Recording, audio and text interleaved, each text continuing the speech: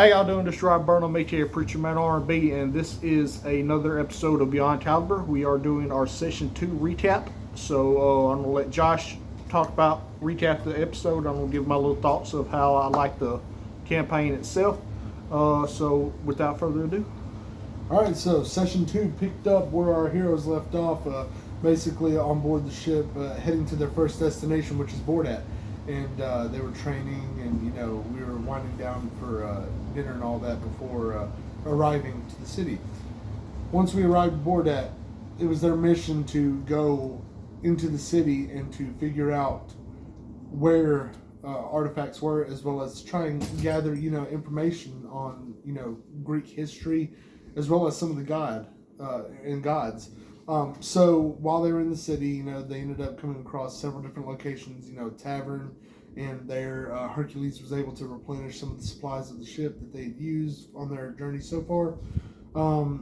Some of our heroes also went amongst the blacksmith shop to gather information, and one of our heroes actually initially just went straight to the library to try and find out historical information on the gods and whatever else they could find. And then another one went to the farmlands, and we split the party for the first time.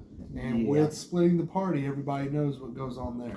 Yeah. So while Brock Crimson, who Joe plays in the session, or in the campaign, while he was on the outskirts of the city of Bordat amongst some farmlands, he came across some bandits. He just jumped. And he gets jumped, but not before he has the chance to be able to warn his fellow party members that, there needs to be some help. Yeah, so, he was able to ring a bell, and then everybody jumped on my back, and we pretty much, well, except for Hercules. Hercules is too big. But we pretty much ran. Yep, and when they got there, they pretty much demolished, even though the bandits had some backup that came in not too long after the rest of the party arrived. They still demolished, and they took out all of the enemies. I think there was a total of 4 or 5 headshots. Yeah, pretty much. Yeah. Like, they landed some really cool headshots. Some of them even had hand-to-hand kills, including a snapping of a neck. So that was... Norris threw a javelin square into one of the bandits' nose and completely decapitated. Yep, and I also think that one of the headshots was one of the bandits' heads caught on fire, and basically burst into flame and became ashes. Yeah, so disintegrated. Disintegrated, so that was pretty cool.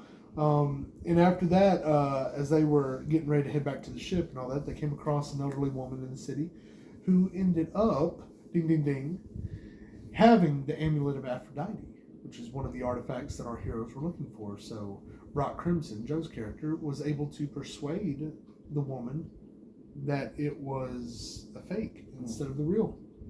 But he still paid her. So she got to go on her journey back to her family across waters, and our heroes got to once again hold the amulet of Aphrodite. And so they took it back to the ship to keep it under lock and key. But before they could leave, they had to go find Hermes because he was missing.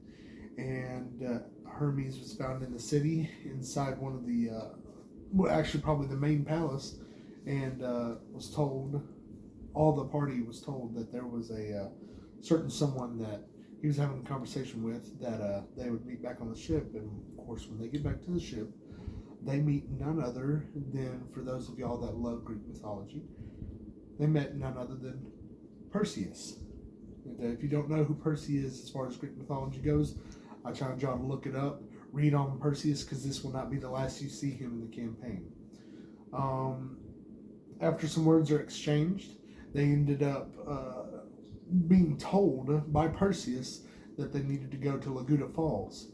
But instead of going to Laguda Falls, the crew decided to head back to Mount Olympus to return the amulet of Aphrodite to the gods themselves rather than keep it in the safe on the ship. And with changing course, it ended up taking a toll on the crew, as now the Trident of Poseidon, which they were originally going to find at Laguda Falls, is no longer there, is now lost for who knows how long. So, sort of a learning lesson. Then after that, Nereus and old Hermes had a little heart-to-heart, where Nereus grabs Hermes by his wings and lifting him up off the ground and pretty much tells him if there's information that Nereus needs to know, next time you speak up, or there will be consequences. And of course, Hermes a little bit, worried, but understood the message. And so now we shall move forward and see Session 3. what comes out of Session 3. Which will be filmed Saturday. So y'all be looking forward to that. But yeah, as always, Rob Burnham, aka Preacher Man R&B, signing out. Guys, GG is awesome. This has been another episode of Beyond Calibur. See y'all next time.